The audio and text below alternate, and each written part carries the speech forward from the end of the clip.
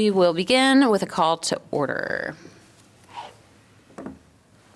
Christina Willou Reynolds. Frank Wagner. Nicole Villanueva. Jordan Sullivan. Margaret Beck. Andrew Lewis. Deanna Thoman. Okay, and then item C, public discussion of anything not on the agenda. Anything? Nope. All right. Item D, certificate of appropriateness for 430 Brown Street. Okay, 430 Brown Street is in the Brown Street Historic District. It is located here on the corner of Van Buren and Brown Street. It's also, what is it, the Brown Street Inn? Is that right? Here's the front shot of it. It is, basically, it's a colonial revival type house, full front porch. It probably always had a side entry stair off the porch. In fact, for this project, I found something that I wrote in the report about when the change was made for the entry. It used to be a door to the porch on the front of the house, and they changed it to the side of the house. So it used to be, in this area, there would have been probably an entry off this side of the porch, and then you would have gone into the main house.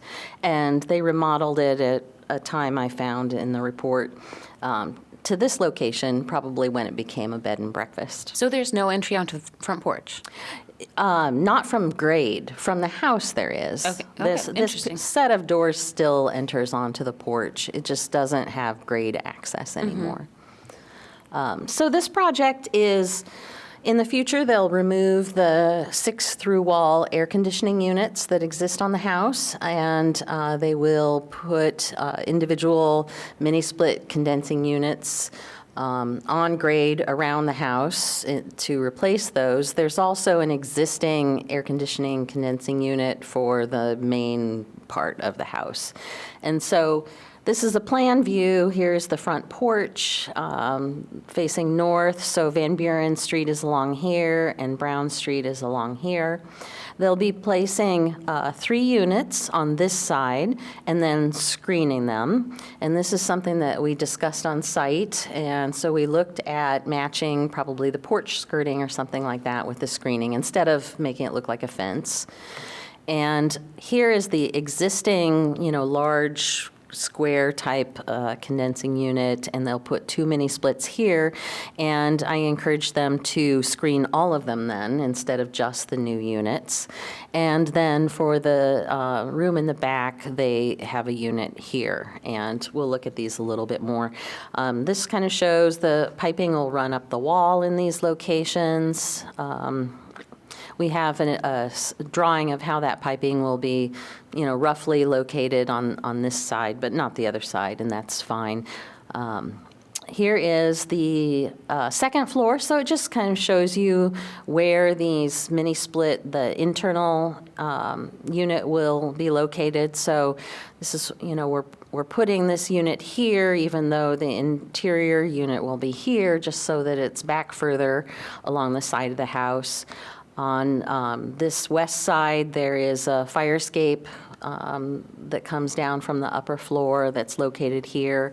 And so these will be split between both sides of that space. And then this unit, there's not really any space along the back of the house in order to put this unit back there. And as you can also see, while there's a little bit of space behind the house here, there's no need for units in this area, so we wouldn't put it there. And this is the kind of attic. This is probably where the owner-occupier has their living space. So this shows a rendering done by Peter of the Van Buren side of the street. So we'll have piping that comes along the side of the house. The unit will sit here behind screening. We'll have some piping that runs down the wall and down and across, and 2 units will be here with the screening. This also shows you the locations of at least 3 of those air conditioning units that will be removed. There is one on the back, and I have a photo of that in the packet, but I didn't put one in the PowerPoint. So here's the actual photo. I kind of made these red blobs for where those new units will be located. based on, these are at an angle in the drawing. That's why they're shaped that way. Anyway, these are the existing units that'll eventually be removed. Here is the one that will remain. We'll add some units and screen along here, and then we'll have a unit and screen at this location. Here's a shot of that west side. So, likely the entry to the porch was here, and they moved it back to this location. And so we'll have 2 units kind of set at an angle here, and then another one that's roughly parallel to the house back here, and then this will all be screened. Unless you are renting a room or whatever, you'd come in kind of from the driveway and space back here. The public might come up along here. That's how you access the house now. Oh, and that did show 2 of the air conditioning units, and here you have the fire escape. Oh, I did put this in there, I guess. So here's the one on the back, and this is where the trash goes. Here we have a window well. There's a little bit of room here. I don't know what that is, but there's no reason to put a unit here because it wouldn't really provide good access for any of the spaces. So our guidelines, we just copied these since we just did a mini split for 811 East College. So same exact guidelines. We don't really specifically have some. So we look at the Secretary of the Interior standards, which is about not harming the historic character of the house. And then we also look at how we review radon systems because they similarly have some piping and stuff like that. And basically for radon, our goal is to have at least the piping on the non-street facing elevation and located on the rear of the property if possible, and painting any piping to match the structure. There was recently also a house on Burlington, the gray kind of side gabled bungalow at the top of the hill, and they were going to install a mini split as well, and the location was kind of right next to a projecting bay on the side. And so while that was on the side, it was still pretty visible and something where people would look at it. And so it was also located next to the large air conditioning condensing unit, and so we had them screen both of them. So that's something that we did for that property as well, where we're getting some additional screening of the existing units going along with that. So because of the locations and the screening, staff does recommend approval of this project. All right. Any clarifying questions from the commission? Just a confirmation, the piping is going to be painted the same color as, I'm assuming, the siding to match exactly? Our recommendation would be to paint it the same color as whatever it is on top of. Yeah. Generally, yeah, the siding, and if they keep, obviously, this siding and trim color, there's not a lot of differentiation. If you had something that you really wanted to mask and you had a siding and trim color and it went over, you would actually probably change that color for that area. But, that would be something if you were really trying to hide something and there was a big change or whatever. So probably matching the siding.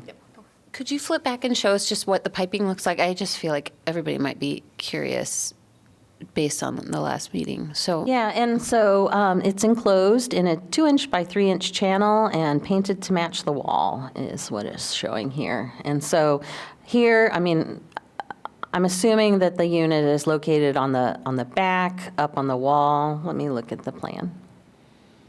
Yeah, it's located here, so it's probably going to be, not real low, but probably up a little higher on the wall. And so the piping will go down the wall and then around the corner. Okay. And then here it will basically come out, it's mounted, the ones I've seen at least look a little bit like the electric baseboard heater, only, about so big and mounted on the wall. That's typically what they are. I don't know if this system's any different, but so the piping will come out and go straight down. There's meters and stuff in this location as well. And then this one will come down and travel horizontally and then join that one. And I'm curious what types of repairs are made to fill the space where the former units were. Yeah, so it's an actual hole in the wall. So they will, add some kind of structure so that they have something to attach to. They'll have to repair the interior wall. On the outside, they'll add sheathing. And in this case, we'll want this not to be visible. So the sheathing depth, thickness will have to match what's there. And then instead of just putting in a square of siding, we actually want them to stagger the joints. And so it could potentially involve removing a little bit more siding so that they just don't have a whole line of joints or a really obvious short patch area. Right. So somehow they'll have to mask that in. And it might be a matter of taking some pieces and moving them over. Sure. It could, it depends on how they want to deal with that. But we ask them to stagger the joints at least. Great, okay. All right. Should we make a motion now and then commission discussion? Yeah, I Always don't. forget. the- Do you have any comments that you'd like to make? No, it sounds like you've Okay. pretty much covered the intent. Yeah, unless you have Yeah, questions. okay. Wagner moves to approve a certificate of appropriateness for the project at 430 Brown Street. Walou Reynolds seconds it. All right, commission discussion? I've got nothing. Our issues before were just that it was interfering with structures that were historical. It was too visible from whatever, blah, blah, blah, blah. This, we don't have a problem with any of those things, right? Yeah, the more problematic one we had, the piping was on the front, Right. and it also went through details. Right. The arches and, Yeah, and this one, it is on the side, which we always recommend. If this was not on a corner, this could have potentially not come to you maybe if we could have reviewed it as an intermediate review. I don't know. It's mostly before you because of the fact that it's on a corner, so it's on a street-facing side of the building. So there is that. It is on a street-facing side. And our issue with, is solved by just it being painted the right color and everything. well, and it follows the lines of Right. the architecture Yeah, it and, follows windows and things like that, so that's, okay, yeah. And it is on technically the side, probably. okay. Okay. All right. And so we read the motion again? No, We- you can we just vote. vote All right. unless anybody needs to change it. All right, no changes? All right, all in favor? Aye. Aye. Great. Opposed? All opposed? No? All right. And who seconded that? I forgot. I did. Oh, okay. Okay, let's discuss the annual work plan. Thank you. Thanks.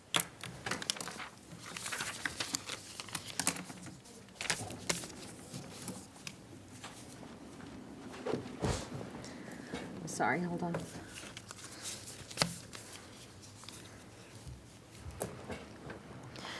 Okay, so it is required by the State Historic Preservation Office that the commission submits an annual report every year and creates a work plan so that you do things and accomplish them. And so last year's work plan, which was included in the packet, was centered on the areas of the strategic plan that had been approved by council. And so this slide lists them. Since then, we have had council approve a new strategic plan that I personally have not read through. Okay. They do publish this kind of more of a strategy map instead. And this talks about the values that they're interested in and how their strategy will impact the community. These are some of the goals that they have. And then these are some of the resources they need to execute their strategy.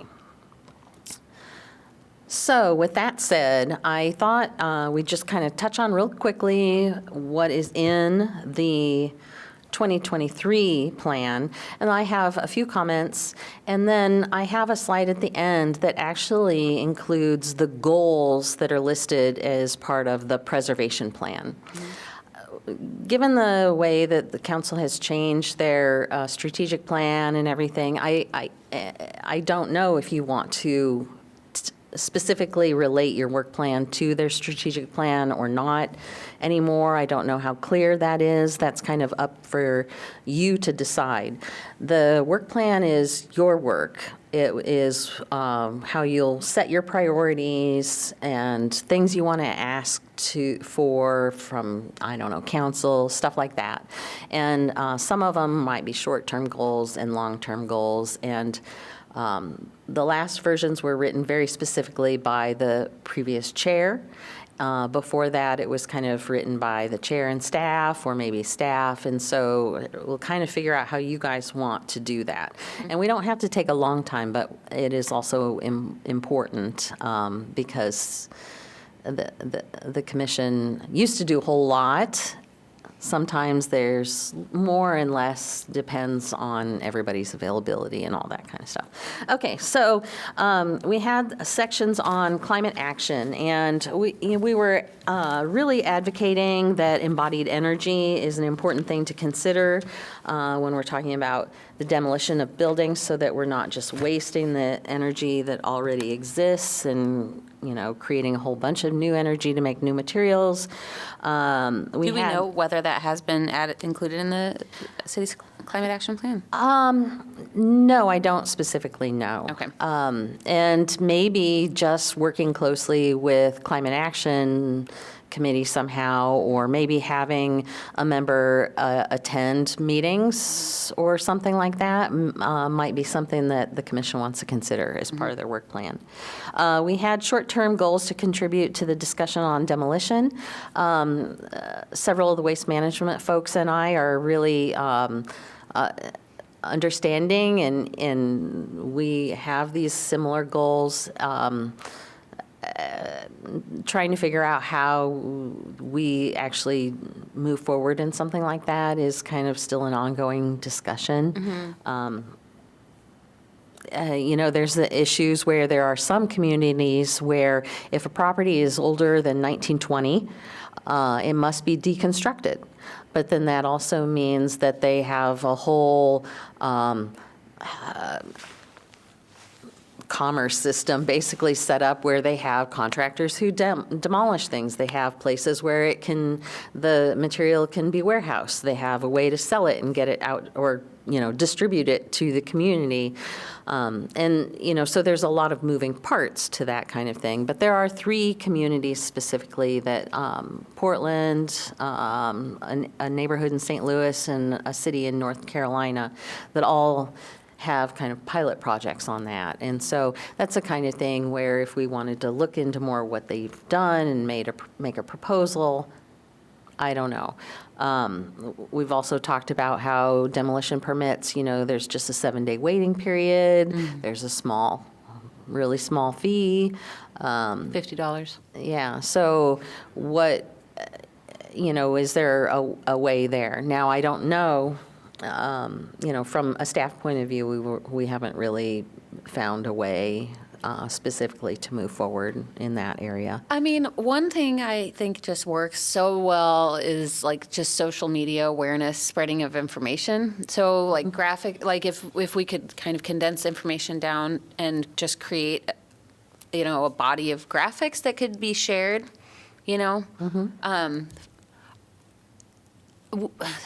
Historic Preservation does not have a Instagram page. No, we have a Facebook page. Yeah. But that's it. And I set it up and I was running it, and I just kind of don't have time. Right. And so it was something that in the beginning I did a lot, Yeah. and now I don't Right. at all. Well, I mean, I do feel like if we could just kind of itemize some points, just so people had like really clear information, and maybe follow and include resources in with each graphic or something, just so like homeowners know what the numbers are when they're dealing with demolition and like what the value is of keeping materials in place or removing them.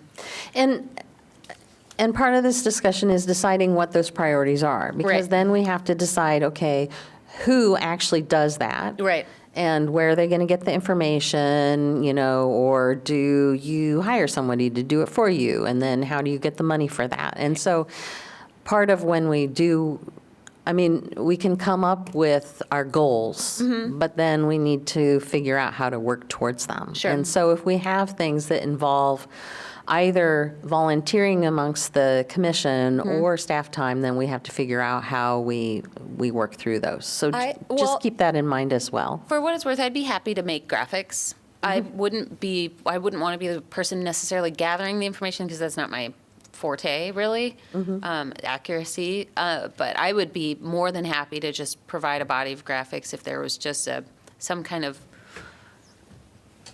a resource that we could that I could work from, I also don't think it would be a bad idea to start an Instagram account, which I would. We would have to work with communications. Okay. I started the Facebook page before communications really got involved in the Okay. city's Facebook pages, so I've added them as an administrator. Okay. But there is that, because all of the information, for instance, they would not let, because I've worked through this, they won't let a commissioner be the person who posts and Got it. is the admin. Got it. Because it's through the communications. Now, I think that they could make posts that we review and then Sure. post, Yeah. Okay. I just do want to, I know this is kind of working toward like a strategy, but I do want to second Jordan's point. When you hear the alarming statistics about what percentage of people get their news from social media, Yes. and this would be a push to reach, I think, younger homeowners who will only see the information if you put it on TikTok. Well, it also, I don't know I don't think we need a TikTok channel, but I do, but. Going too far. But, just like to get the numbers, sometimes the numbers can be boiled down to such like simple facts that they're easily presentable, in like a square image, I think. And just to bring it to people's awareness. Announcements, a quick announcement. Just a that'll quick circulate. announcement. Yeah. Okay, well, for now, let's move on. Okay. Another one of our long-term goals, and staff really likes this too, is developing a disaster preparedness guide for preservation.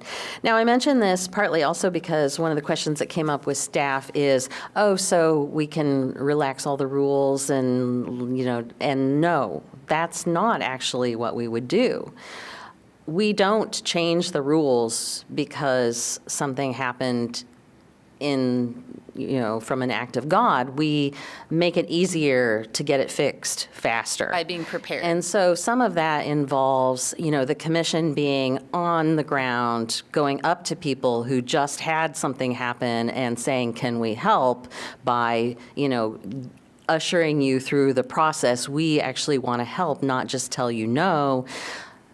Getting that kind of thing, getting information out. And that's, we won awards for our tornado response, and that's part of what we did. We had more meetings more often, delegated some things to subcommittees, so that's the kind of stuff that we would do for disaster preparedness. Now, I believe the National Park Service put out this before and after disasters thing, and it's basically guidance for like SHPO, the State Historic Preservation Office, about how to work with FEMA and the National Park Service and federal agencies, because they also have reviews that they have to go through that they do not relax just because of this. But this is a guide to help get through those things more quickly. And so I think that's kind of part of it. I don't. For the tornado, we also applied for grants and stuff like that to help homeowners, and we got a lot of grants for that kind of assistance. So part of our disaster preparedness would be, okay, who are we going to ask for grants from, and when and how? We would set up all of these steps, and basically we would have dividing roles amongst, whoever. And so that's the kind of stuff that we would look at for a disaster preparedness plan. And that might just be something where we have a subcommittee who comes through and brainstorms what we need to do, and then we work it into some kind of a document or a brochure for the commission and staff to know how to deal with it. I mean, I could see like the broad question, like, do you have siding damage from a fallen tree during a derecho show? Like, before you cover your house with vinyl siding, look into, these are your options to maintain the integrity of your home. I do know a few people in Cedar Rapids who completely covered their historic homes with vinyl siding after the derecho show. Yeah. Yeah, and having a brochure that we can hand to people and say, here's information that you're going to need, I think that's part of it. Okay, so there was also a section in the strategic plan about social justice and stuff.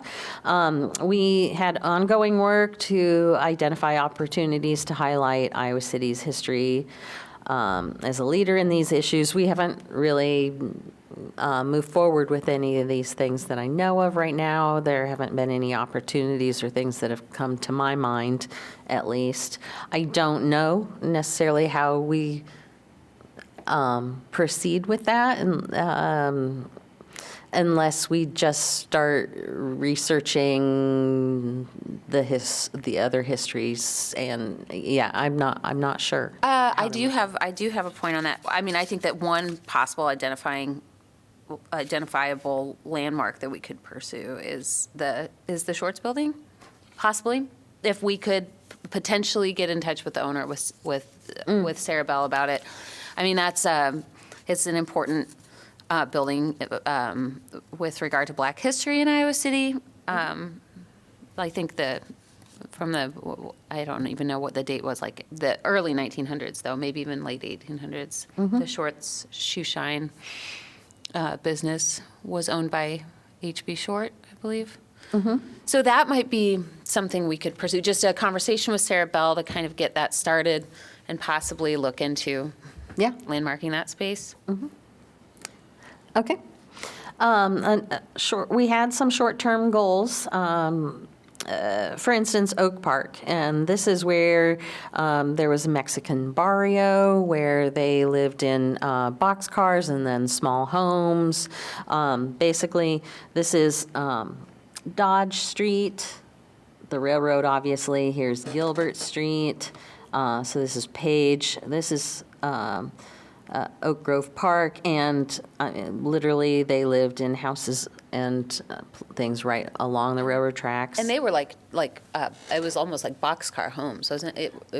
Yeah, I think it originally was boxcars, and then I think that it's been a long time since I've read that history, but I think then there were some small homes, but I don't remember So for would sure. that be a situation where like we could have some kind of like informative plaque made that had like similar to the Pest House one at Hickory Hill that has like a historic imagery of the space of what it looked like? So I think right now, this is something that we've moved forward as much as we can right now. Right. And basically what it is the Parks and Rec director knows that we want to be involved in the master planning of this park.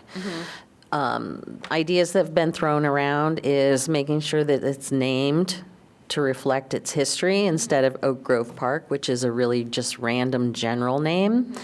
And then also, what kind of signage or identifying information can be put there. And so they know at this point that we want to kind of be involved in that, and I think that they're open to that. So right now, we're just waiting for that to become something where they're actually working on it. Okay.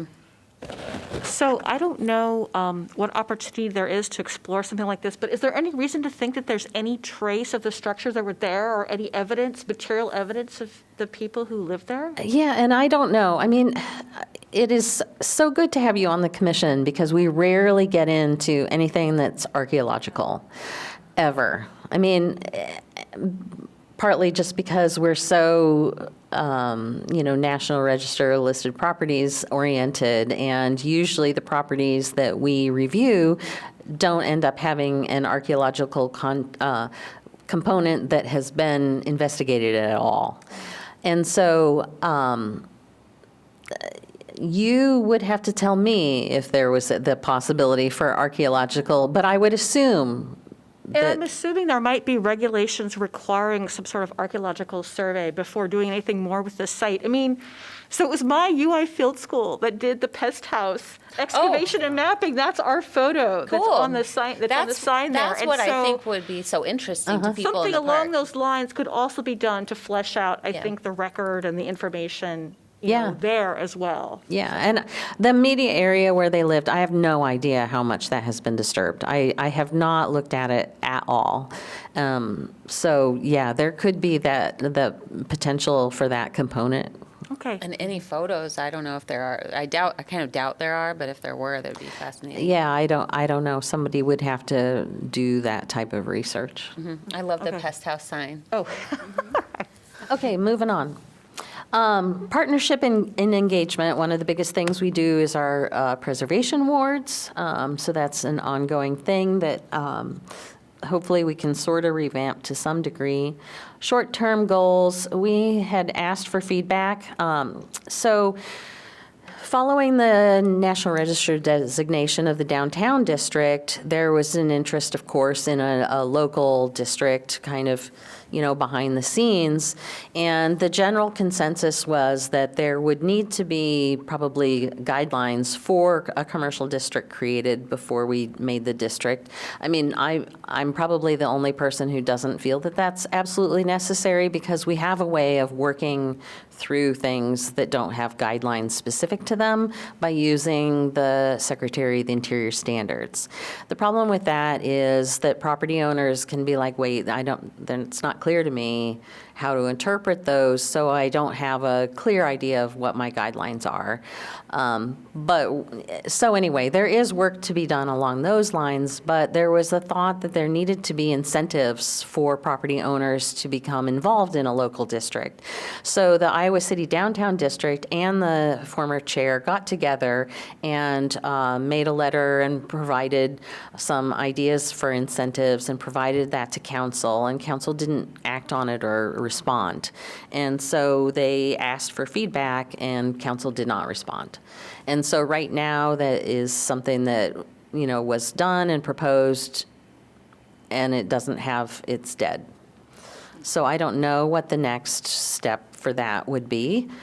Well, just practically, would the next step be like if I were to pick up the conversation with council or with ICDD or? Since we have a new council, I don't know if that's something where, you go back to the Iowa City Downtown District and say, do we want to try this again with a new council? Yeah. I don't know.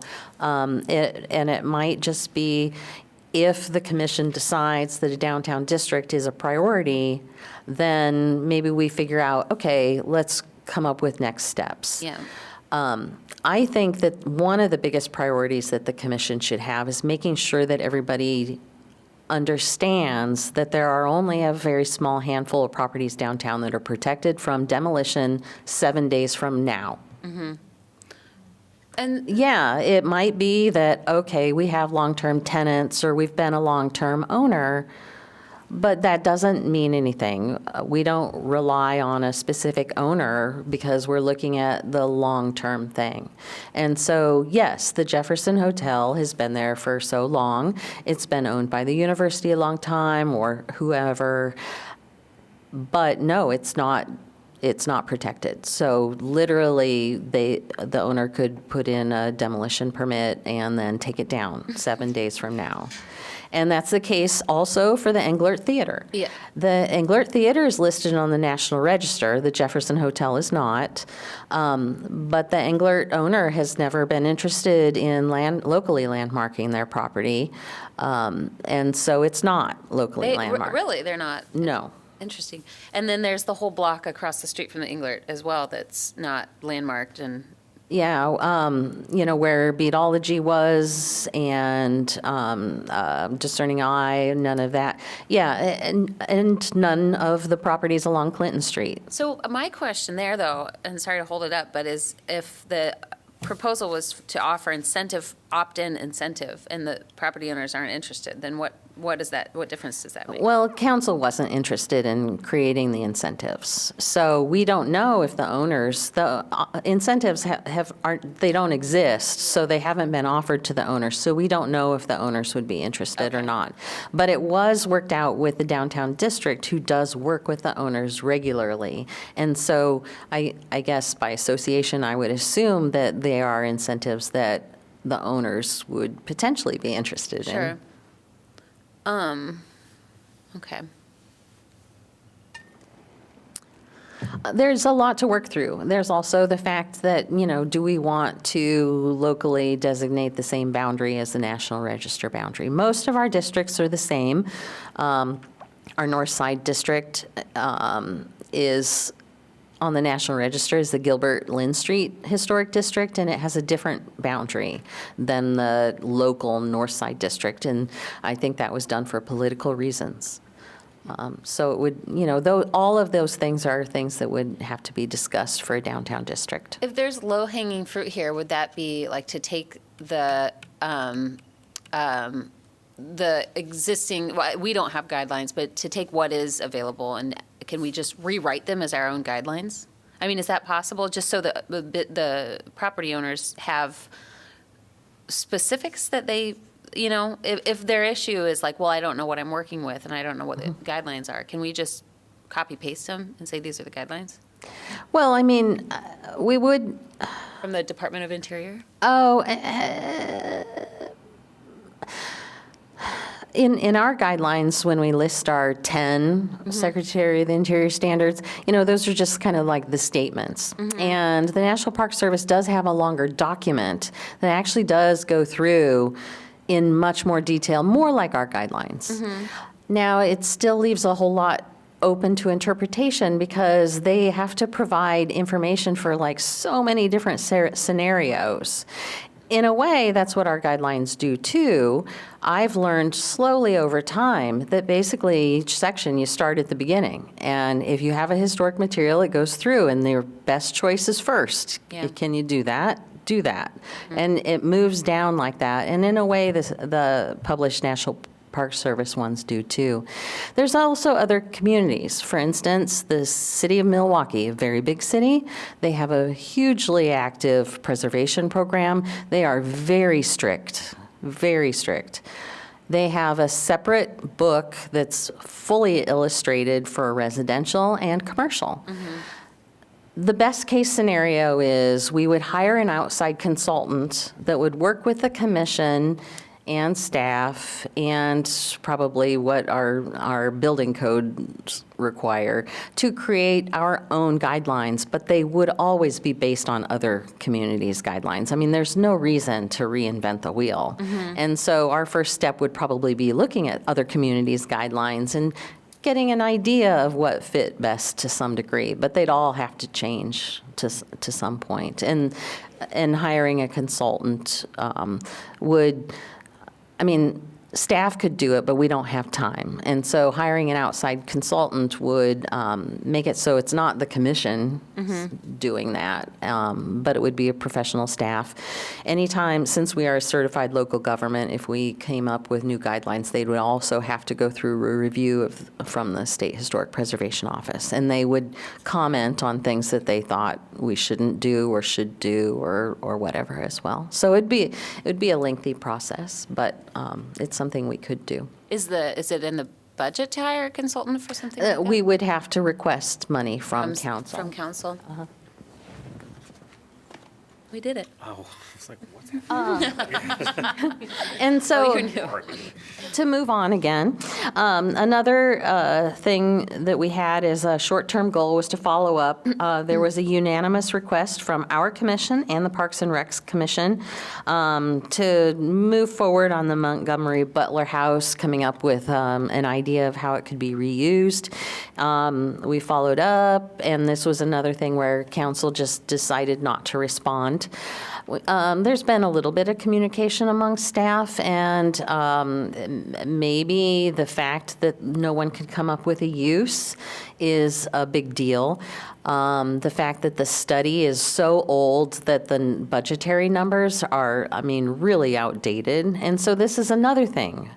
You know, do we ask council for another study? Do we have a subcommittee of the commission come up with potential uses? Do you meet with community members who would be interested? You know, is that a priority? The building, I mean, it's going to fall down sooner than later and be gone just because of its current condition. And so, you know, there's a lot of potential priorities, and you have to decide which ones are most important. Right. Housing and neighborhoods, we have our Historic Preservation Fund. We got an extra $2,000 from council this year, which is nice. So we're at 42. 42,000. I am so close to having doled out all we can do. So hopefully we can do that. We never really have, because it takes a while sometimes for people to get estimates and things get held up and stuff. But I'm hoping, since we're at this point already, that we can really actually do it this year. And this information about being a partner for neighborhoods interested in historic preservation, I mean, if there are any, I have a goal that'll come up a little bit later that I think this was meant to tie into, but I'm not really sure. A long-term goal was to work to get the form-based code for areas that are adjacent to or surrounded by historic districts. Basically, the form-based code means that you judge new construction and, I mean, uses and everything on the form of the building, not the use. Right now, our building code is based all on uses. It's a common thing for planning. There was a discussion in the past about form-based code, because then, you know, you could just make sure that new buildings adjacent to districts fit in with the other buildings in the area instead of not. And there are some spots of form-based code now within the community. There's a question kind of from staff, you know, we don't really want to make other individual little ones. You know, is it a matter of adopting a citywide form-based code? But then that's a lot of, you know, changing how planning and zoning works, and, you know, so I don't know where this one goes specifically. But that was a big goal based on things that came out of past projects. Preserve our heritage is just in there because that's what we do. And so we had short-term goals. Summit Street Monument, we paid for a study that taught us how to fix it, move it, and make a replica. And I believe that we've asked for money to do that from City Council. So if the budget comes through, then we can move forward. But the biggest problem currently is, where does it get moved to? Nobody wants it. Nobody public, right? The old Capitol, we reached out to them, and they don't want it. I thought that since it's marking the boundary of the city, that it should go here, but nobody knows where it could go here. And we're talking inside. Yeah, it would have to be inside. We would literally make a replica that got installed where it is, and then we would stabilize it and put it on display inside. And, you know, it's fairly tall. It's 4 or 5 feet tall, but it has probably at least a couple feet in the ground. So, you know, you're going to need at least a 7-foot tall space, that kind of a thing. I don't know if there's a spot in the library. Hadn't thought of that yet, but that's a public space where things are displayed. There's some open space to some degree. I mean, I don't know, but I think right now, probably the biggest issue is, where does it go? And so we need to kind of think that through. Stanley? Someone mentioned the Johnson County Historical Society, because they have a big new space, but then that moves our boundary marker to Coralville. You know, I don't, that was kind of my reaction. I was like, What but. about into the Montgomery Butler? Yeah, I mean, they are really the only, like, museum type space like that we have. And it but- does have to be moved. It's not a matter, It's decaying. Yeah, it won't acid rain and stuff, it will be destroyed if it I just stays remember a there. conversation about maybe encasing it, but it sounds like moving is the option that was decided on. Yeah, I mean, because encasing it, we're not going to build a structure. It's kind of in the right of way. And so there's no way to, we can't put like an acrylic box around it because that would get destroyed, so and we can't just like coat it with something thick that would prevent the rain from deteriorating it. So yeah, the recommendation from the consultant we brought a consultant from the East Coast to do this for us, and it was to move it. I wonder, this is a long shot, but PS1 possibly? Yeah, I don't know. It's small, it's so small in there, though. Yeah. Really, for being a mansion, it's. Yeah. So we also had Sangse Gilmore House, which there's no updates on that. The university owns it, and they're not going to move it, and we're just waiting. We had the update of the College Green Historic District because of moving the house, and I think that's something that I'm just supposed to do maybe. We do really want to update the preservation handbook, our guidelines and our maps and all of that. And there's been some thought of hiring a consultant for that too, but that again takes money from council. We did pay for the survey from 2040 Waterfront Drive, and that property was eligible for the National Register.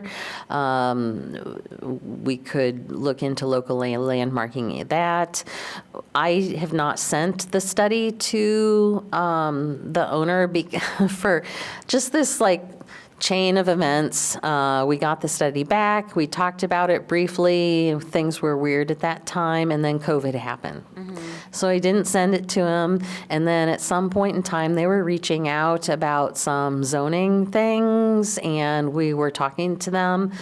And so I didn't send it them because they were already kind of having communications with the other planners, and there's zoning concessions that can be made if something's locally landmarked. So I didn't give it to them then, just because they were already communicating. And so now, I guess, it's been a few years, but I just need to send it to them out of the blue, I guess. Are they open to landmarking it? I don't know. Oh, okay. They were interested, they were open to letting us do the study. Okay. They let us go in and take photos and let the historian document the property and everything. So I don't know. Long-term goals, I have the long-term goal of evaluating our mid-century housing stock. And then we have the increased digital online presence, and I don't know. Jordan has mentioned her delight in our locally landmarking, and so I put this slide in. Thank you. And so this is where I have our preservation plan goals. And so goal 1 is identifying historic resources. So this kind of ties in also to the, telling the full history as well. Continuing the policy of protection of resources through legislation and regulatory measures. This could be updating our plan or our handbook or coming up with commercial guidelines, any of those kinds of things. Establishing economic incentives. We have our fund, the opt-in incentives that kind of hit that goal, but, it didn't go anywhere with council. Providing technical assistance necessary, that's kind of my job.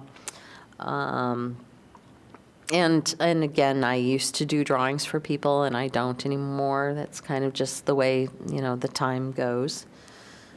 Heighten public awareness into preservation in the community. That's like, letting people know about our downtown.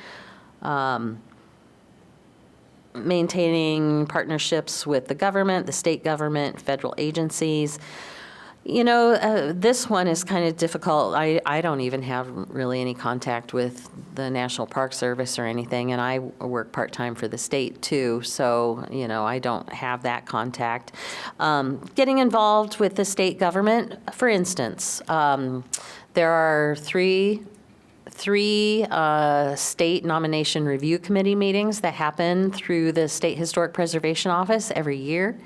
There's set dates. They're, 4 hours or so on a Friday morning. The commission, they're open to the public. You can attend. You could also, I think there's a Zoom component still, and so you could watch those if you wanted. Where do they take place? They take place in the preservation office, but in Des Moines. And they're on Bell Avenue now. They moved out of the stripy postmodern building downtown to a different one. There's the Preservation Summit that you can attend. I don't know as far as partnerships there. Locally, feel free to attend meetings, if you want to, go through and everybody attend a council meeting once, that's something that you could do as well. Establish and implement historic preservation objectives for the university and surrounding neighborhoods. I think some of this is also related to, districts that involve fraternities and sororities along Dubuque Street. So that's another, kind of push to get out and do a district. Heritage tourism, teaming with Friends of Historic Preservation to do a home tour if they want to do it. Teaming with them, period, Maybe having someone from the commission who attends one of their board meetings as just a observational member. I don't know, that kind of thing. Creating tour brochures or something. We used to have some walking tour brochures. And then, making maybe a subcommittee that does review whether or not there's certain areas, neighborhoods that we need to look at landmarking and stuff. Regular review and evaluation of initiatives by our community.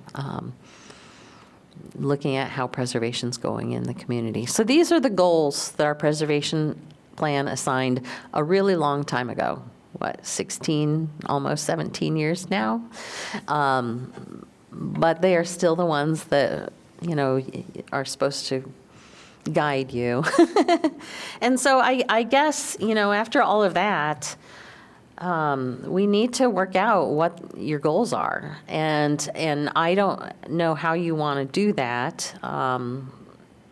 Well, okay, on a practical level, the purpose of a subcommittee is to kind of bypass the issue of the quorum issue, is that? Yeah, I think a subcommittee does 2 things. One, there's multiple people, so it's not all just one person's job. Yeah. And you don't have to deal with a quorum, meeting minutes, all of that kind of stuff. And then that subcommittee can report to the full commission. So we can email, in a subcommittee, we can email together without any, there's no bylaws around that. If there's 4 of us. Right. The only thing I would ask is that you'd include me since I'm your staff member, Yeah. so that I know what you're doing. Okay. But beyond that, beyond that, if there was a subcommittee of, 3 or 4 or however it took to get it done, then, you could communicate amongst each other in a more free manner. Mm-hmm. And I would think if you want a subcommittee, you should come up with what its goal is, what its objective is, and then, who's on it and what are those people going to do? Mm-hmm. Just to make sure it's not a subcommittee that's formed and then does nothing. Right. We're talking, we need a document, right, for the work plan? So, the way our annual report works is it is due to the State Historic Preservation Office on February 29th, so the last day. Since we meet the second Thursday of the month, that means that you guys will have to approve it on the February meeting. Part of what we submit is our work plan. So we can kind of work through that. We will have the annual report as a document and all the information, and I will send out an email at some point in excuse me, saying, hey, if you guys have anything in these areas that you think you want me to add to the annual report, let me know. And then I'll compile that and you'll vote on it, tell me if you think anything needs to be added in, and I'll just be able to kind of administratively tweak it a little bit before I submit it. And in a way, that's kind of the best way for the work plan to work. We should come up with a general idea of how you want it to be, what are your main points, and then I will present it to you next month, and you will vote on it, and if you want changes to be made to it, I'll just make those and then put that final work plan into the annual report. Okay. If you need to go further, I mean, if right now you're like, man, I don't know what we want to do, then I suggest you form a subcommittee to make your work plan. And decide that, you know, maybe these are the 3 people who are going to do it, and you're going to meet next week, or something like that. If you think you have an idea, then we'll just do that. I mean, my immediate reaction to the work plan is there's lots of great stuff on it that needs more work. I mean, I don't immediately think, oh, we have to scrap these goals and find new ones, or It's like follow through. yeah, the question, yeah, there's like still more to do on the things that are listed. I mean, admittedly, some have all these external reasons why you can't move forward at the moment, but I feel like the work plan is a little overwhelming, personally. Like, we could probably pull, you know, realistically, like for 2024, we could pull one item from each of the city council's general, whatever it's called. Yeah, their map. You know, so like, let's say social justice, racial equity, and human rights. Maybe we get a sign up, work on getting a sign up in an archaeological study of Oak Grove, you know, and see if we can find some imagery, see if we can get like a pest house kind of situation happening there, so that when people visit the park, they have some context, and that might be. We already have somebody on the commission who's done this before. I mean, I can think of a couple clear action items related to that. One would be the historical research, and I guess there's some already done. One would be just simply, for example, approaching the Office of the State Archaeologist to see what kinds of geophysics they could use to, I mean, is there any evidence there's anything underneath? And there are ways to kind of non-invasively look at the property to assess that. And that will probably take some money. I don't know how much. It would, like, you know, we could approach them, we could ask for a budget. I can help with that, with trying to figure out what it would take. And so, yeah, I think things that have some clear steps Yep. seem like good things to tackle, Yeah. potentially. And I do think that one seems possible, manageable. What were the other? I just don't remember, what was the map, their strategic map? I do like the idea of expanding into neighborhoods, like I know the Kirkwood, Lucas Farms. Lucas Farms neighborhood for one, and then the mid-century neighborhood that's over. Morningside. Oh, Yeah. there's 2. There's Morningside near City High, and then there is the Foster Road and Dubuque Street, and that little. There's just one little cul-de-sac. I mean, it's like 5 houses, but it's all mid-century, and that was already reviewed as eligible for the National Register as part of the Dubuque Street. When they raised it, they had to do a whole study. You don't mean the Up Ridge Road, do you? You No, mean it's over the by. other side. It's left on Dubuque Street when you're going up. Yeah. If you turn left Oh, on it's Foster near Road off of Mounds or Dubuque, like, yeah, and then okay. right there. Okay. Yeah, the back, Dubuque Street goes along the back of 2 or 3 of them. Gotcha, okay. But I have to say, I think that if I were to select a focus for 2024, it would be to identify the things that are most in danger, the things that Iowa City considers the most precious, that are the most vulnerable. So that would be like the buildings downtown. Like who could we identify who might be willing to like just landmark their own property? I agree. and speaking directly to them, and then going from there. I know that there are a few properties that where the owner, I believe, has expressed interest in landmarking, and like there's conversations going on with that. That's in Iowa City, not in the downtown area. So that's one thing we could move forward with.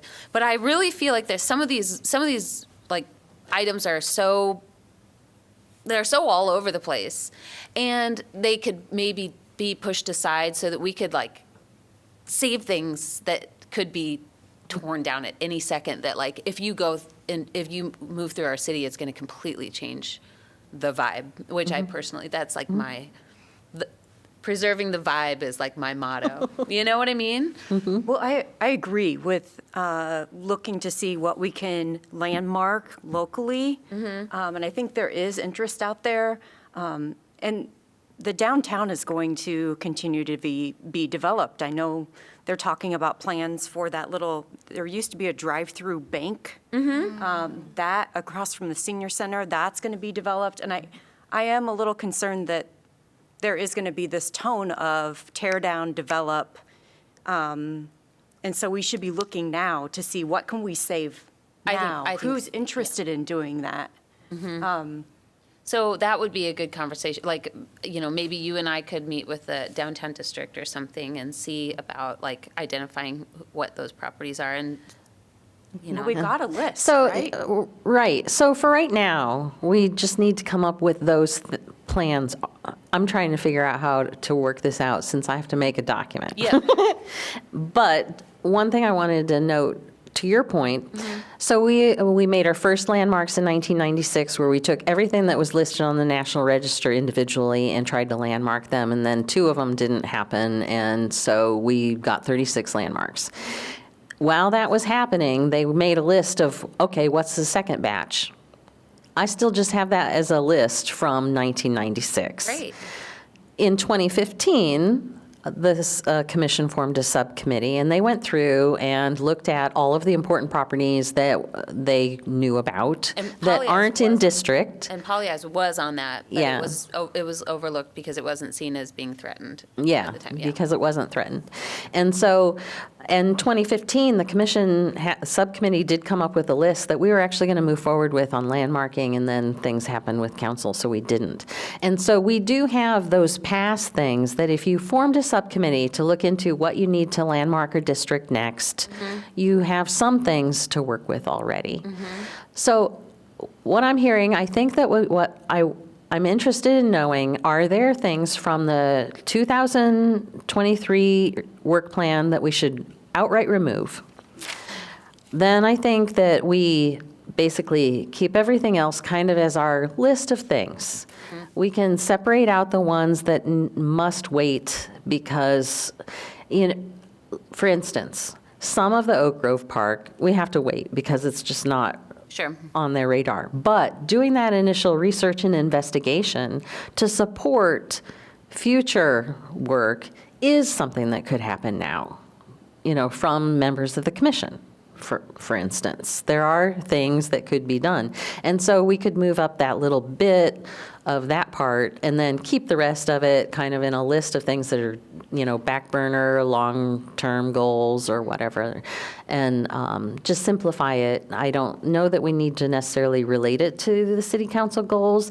We heard from Councilor Thomas that he appreciated the fact that it was related to the goals, but beyond that, it Didn't hasn't. result in any action on the part of city council. No, it has not made a difference. And so I don't think that jumping through the hoops to make it relate to their goals is something that I feel is necessary. But if you do, it's your work plan. I don't. I think it's more political than we need to be. I think we're very concrete, this is the thing, let's save it.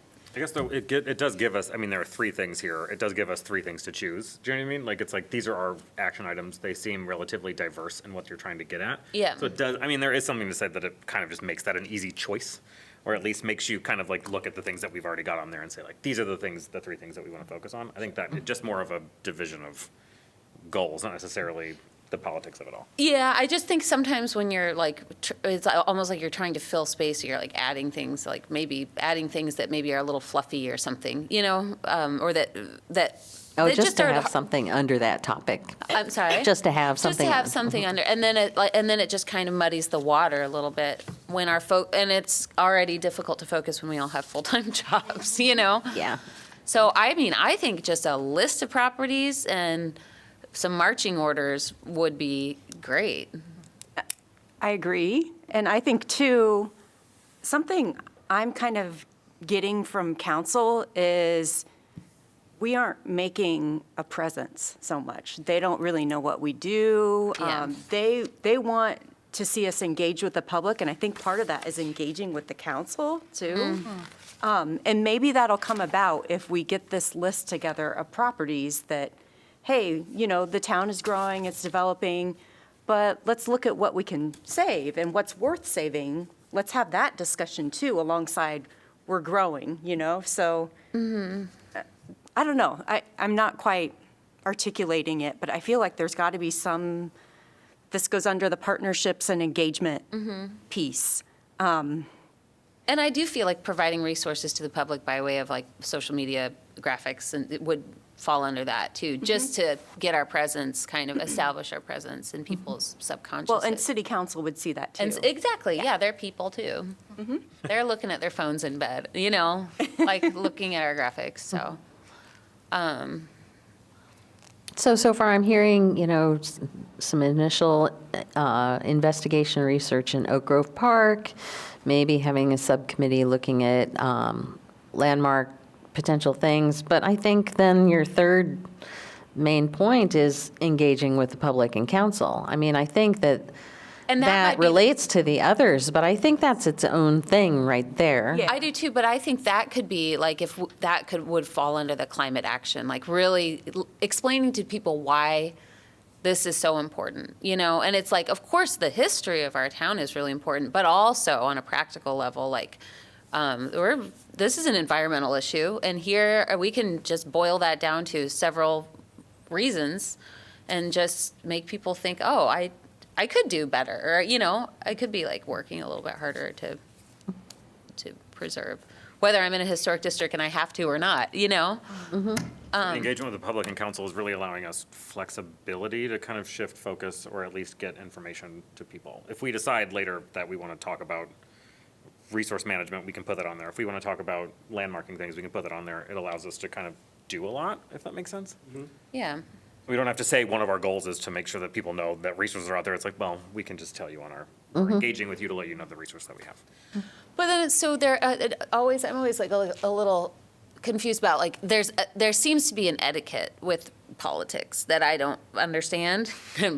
But like, when you have your eye on landmarking a property, and maybe the owner isn't immediately willing to landmark it, that's not really something we could like discuss openly. It's something we could throw up on social media, necessarily. Like the reason the Poly Eyes building became a public issue is because it was up for sale. And so there was outcry that preceded our involvement, really. Yeah, so, and I was going to say something in the commission information thing. So Friends of Historic Preservation paid to have a historian write up the site inventory form we need for 302 to 316 East Bloomington, which, I mean, it actually has a name, but I can't remember it off the top. Slezak Hall. Slezak Holub National. Skarda Building. Yeah. That is its official name. Slezak Hall of Skarda. No, Slezak Holub Hall of Skarda. Skarda, Okay. yeah, building, Okay. hyphens, building. Okay. That is the official name. Oh, okay. And so we are ready to move forward with the landmark procedure, and we so far plan to do that for the February meeting. It'll come before you, it was initiated by you, so there's not a big concern there.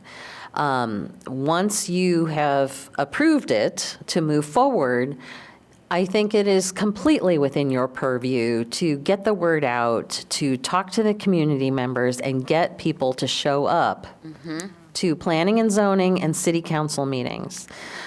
we don't know how the owner feels about it. And if the owner decides to protest, that means that 6 out of the 7 council members must vote yes for it to move forward. And, politically, one of the political things is, they don't tend to like to go against a single property owner. Right. And the only way that they will do that is if the community lets them know it's important enough. And so enough community members willing to tell both planning and zoning, but especially council, that it's necessary, that's one of the only ways that it's possible to move forward. And, work through that, see how that goes, and, use that to judge how much work will be required for downtown. In 2001, they made inroads to try to do a local district downtown, and it suddenly died. I can't even find out why. I have meeting minutes about it. It was moving forward. Fully landmarking the buildings downtown? No, a local district. Oh, I see. And, yeah, it did not happen. And I don't know why, so. So Yeah, we after just- the next meeting, we hit the ground running on getting public support? Yeah, I think that it's a little bit of an issue if you're talking about the public before, it comes before you, because you shouldn't do that. Right. But after it has become before you, I think it's your mission to get people to support it. Right. And I do like the idea of thinking about other properties where there isn't such a pressure situation. Yeah, I mean, like it's kind of low-hanging fruit. unfortunate about, if we could get to landowners before it becomes. Before they decide that they want to sell it, you know what I mean? Yeah. when And it's- before development before it's starts difficult. happening around them too, before Yeah. you get to a situation where you feel like you're scrambling a little bit, I guess. But then also, like, with regard to if there could be any wins on local landmarking downtown, that would be engagement. Yes. Public engagement, which would then, get the public involved in passionately getting behind, pressuring city council to landmark buildings where the owner does not want to landmark it, some that are Or at serious sway- risk, I think. Build a case for landowners to want that then, They might Absolutely. see the benefits of it. Absolutely. But at this point, the public's just simply not involved, I mean. So I think I've heard enough to kind of work with Jordan to come up with a work plan that we can present to you, unless there is anything else that you thought was really important to highlight from what we were talking about. I don't think so. Okay. We've boiled it down nicely, I think. And there's no need to vote or anything on that because it's just a discussion. You'll vote on what we come up with. Great. Okay. Okay, item F, report on certificates issued by chair and staff. We had the certificate of no material effect. It's a little Moffett house on Jackson, so it's in this location. This used to be a garage that faced forward, and it was incorporated into the house at some point in time. They're doing a lot of work, stucco repair, window repair, and we're helping them with our Historic Preservation Fund. This is, so we're, with all of the works without a permit issues we've been having recently, we're streamlining our process between the building permits and historic review a little bit to try to see if that will help with that. And so you'll see many more random piping things that come up because it requires a permit and they're making a hole in the wall. And so hopefully we can issue certificates of no material effect for those. Yeah, we'll see. But anyway, so this one, this is a new gas line. We had, oh, yeah, I didn't even remember this. It was so long ago. Roof shingle replacement on this house. It was for sale. I don't know if it sold. It did sell. It did? Oh, an intermediate review. This was interesting. This house has old sorority here that's now apartments and a modern apartment building on this side, and they wanted to put up a metal fence just on the front and this side. And at first, it was an 8-foot fence, and our code does not allow that. Our code says 6 foot or less in the rear yard and 4 feet or less in the front yard. There's the potential for a minor modification, but the minor modification can only give you 25% more. And so in the front yard, you can have 5 feet, and that's the maximum. No one can have a front yard fence taller than 5 feet. And so we went through that, and this is showing that it's 5 feet. I made this kind of mock-up a little bit to show what it would look like, but they came up with this design. There will be a low retaining wall that doesn't count, apparently, because that makes the grade.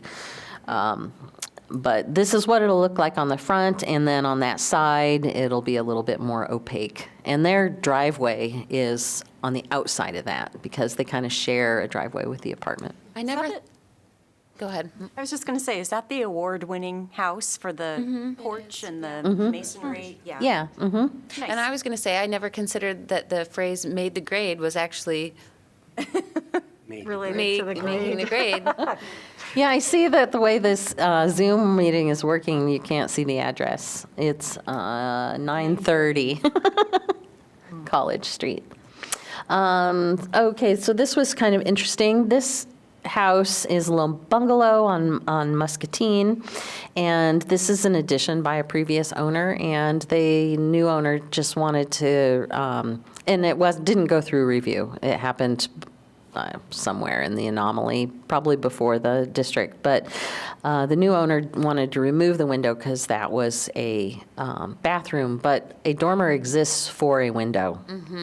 And so we could not do that, but we did approve replacement of it. It was just vinyl, and it had rotted out the wall. This is And the shower window. yeah, and so that we approved, Jordan and I worked together on that one since it didn't really follow everything. We approved a fiberglass window, just because of the conditions and because it's a conservation district, and just to see if that will help not rot out the wall this time. There's a house with a dormer with no window on Dodge Street, and it makes me so upset. It's like blind. It's like a Ken doll, if you know what I'm saying. You know what I mean? That's the vibe. Yeah, I Yeah, gotcha. just sit with it. Okay, moving on. Why not? This house is part of the Grantwood Art Colony, so it's 12-something. And this is one of the only garages amongst all of those houses, and they're making it into an art studio. And so they went through a review process with us. This is how they raised the garage to put a new foundation under it. So if you've ever wanted to know, Wow. this is what it takes. It's not the hugest thing in the world. This one guy and his partner did this. Wow. It's not, calling in a house mover. It's just doing this. So he's putting a new full foundation because this will be occupied space. So he has to go down to frost depth and everything, and sitting it on a curb, so it'll be on a 6-inch curb. Unfortunately, that does mean that these lovely doors will be replaced. So we did work through what they're going to replace them with. And they were adding some windows. And I'm sorry, I don't know that this layout of windows is actually the final windows. I have the intern go through, and sometimes I forget to really look. But there is some minor change. So I think that maybe they're adding one window here and one window on this side. I think that's it. But they are replacing this door. It is damaged, and it'll have a bathroom, so there's some venting and things that go in there. Okay. All right, item G, consideration of minutes. Deanna, did you have something you had to highlight? I think it's probably fine. Okay. Thank you. Commission information? Well, you have to vote on that. Oh, Wagner moves to approve the minutes from December 14th, 2023. You know, I have a Seconds. All in favor? Aye. Aye. Commission information. I was just going to tell you about the landmarking. Jordan and I did visit the property. So since Friends of Historic Preservation had the site inventory form created, it was our first real documentation of this property. It needs to go and be on file at the state, because that's where those forms live. And the state now, with their new process, has you submit it as a preliminary evaluation for National Register eligibility. And so Friends has done that, and I know, because I review those for other communities, that they will ask for some interior photography, because the National Register cares about the interior. And Jordan and I visited the property today, and man, that is the most intact structure that I've been in a long time. The owner, 302 to 316. SHS. Yes, that's right. SHS. Okay. Lisa, Yeah, I pull up. mean, it is very intact. Original floors, woodwork, layout, Banister. dance hall, you couldn't dance in it right now. There's no space to dance. No, it's storage. It's fascinating, but. Basement with we had to walk over. Oh, yeah, there was like basically over a small beer storage area. Yeah. And then, yeah, the boiler, Limestone kind of, it almost looked like a beer cave kind of That's so situation. awesome. the boiler has basically, it's boiling water.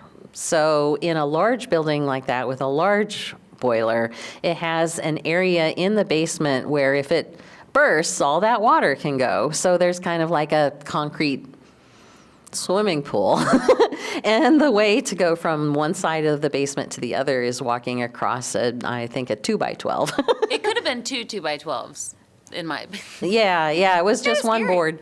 But anyway, so that was kind of fascinating. But there was also a brick structure. There was a saloon there, and so that was probably where they stored the beer. It was pretty fascinating, really. But so I will put together kind of a photography map and key and submit that also, so it'll go along with the rest of the information to the state. Is And that available to the public? not yet, because photos you it could- belongs to Friends of Historic Preservation currently. I mean, we're getting that application for the rezoning. It's in process right now, and so it will be open, it will be available to the public. We'll put it in the packet and everything anyway. next meeting. And the consultant did find it eligible for the National Register as well. Cool. So that's all I have. I was just going to add, I'm starting probably in about 2 weeks' work. We talked about mid-century modern homes at 420 Park Road. It's a 1949 building.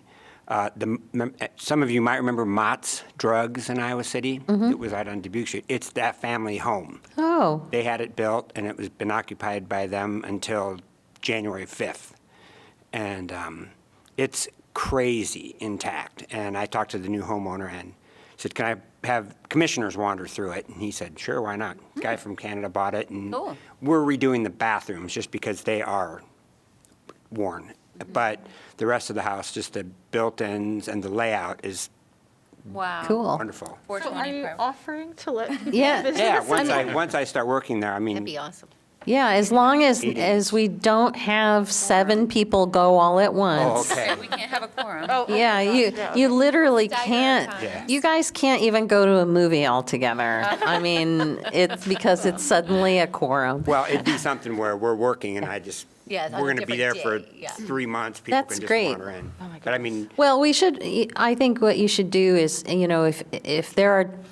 if there are days when you're going to be there all day and it's safe, we can just let the commission know about those times and but it's and worth do that. seeing. I mean, Yeah. it's really, I mean, like many homes in Manville Heights, which should be landmarks, not only because of, that's the Mott Drug family home, or the Berner Drug Store is there, just where James Van Allen lived, all these homes, but, we can't make those Manville Heights pushes against. But anyway, I just wanted to throw that out there. I'll let everybody know. Nice. I want to remind you all also that we changed the date of the March meeting, so please Oh, yeah. make sure that you have it not for the second Thursday. I think it's maybe the third Thursday. I can verify that later, but just make note, I did email everyone Yes, at it's the one point in time. 21st. So it's out there if you want to find it and not wait for me. I want to remind you of that, and then just try to be available for the February 8th meeting because of the landmarking, and we might have a few other things, I don't know, so hopefully there will be a number of the public who are here. Now, is that how, should we, what's the etiquette behind getting people to that meeting? You know, Or I think friends? that's probably the role of friends. Okay. They need to get people to come here to Because we tell want you. experts to come and speak, similar to the last time, right? Sure, I mean, yeah, that can happen. Anyone passionate, that's fine. That can happen.